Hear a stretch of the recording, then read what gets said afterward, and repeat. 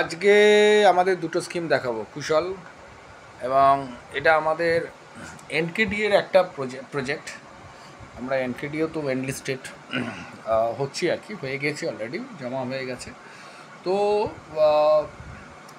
আমাদের সাথে আমাদের যে টিম, আর্কিটেক্ট সেনাপতি এবং আমাদের স্ট্রাকচারাল ইঞ্জিনিয়ার, একটা তো আমি করি আর একটা কুশলও স্ট্রাকচার করছে, অলরেডি এনলিস্টেড কর্পোরেশনেও হয়ে যাচ্ছে।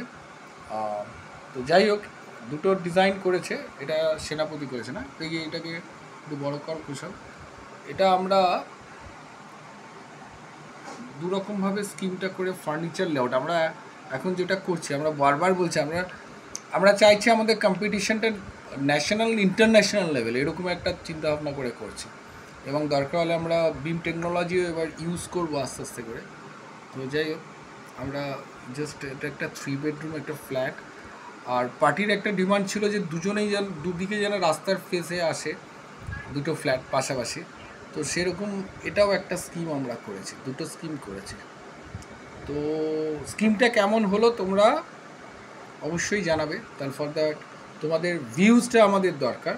এর মধ্যে আরও অনেক কিছু ইনপুট হবে, ফ্লাওয়ার প্ল্যান্ট, এলিভেশনস, এগুলো সেনাপতির কাজ, সেনাপতি করবে, আর্কিটেক্টের কাজ।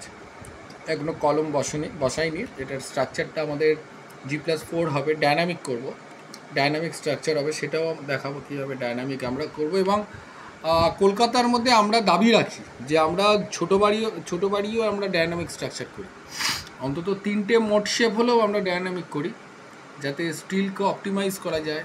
কেন যে ডেভেলপার করবেন অনেকটা সেফ হয়, আর কোয়ালিটিটাকে ঠিক রাখার চেষ্টা করি, যাতে কোয়ালিটি যদি ঠিক রাখে তো স্টিলের পার্সেন্টেজ অনেকটা কমিয়ে দেওয়া যায়, অনেক টাকা সেভ হয়ে যায়। মানে আমরা যে কনসালটেন্সি ফিজ নিই আর কি, সেই টাকা তো উঠেও আসে, প্লাস তার 5 times থেকে 6 times আমরা তার প্রফিট করিয়ে দেবো। তো যাই হোক, আজকে এইটুকুনি দেখালাম। তোমরা আমার চ্যানেলটা সাবস্ক্রাইব করো, আরও পরে আরও অনেকগুলো ভিডিও আমরা তোমাদের দেখাবো।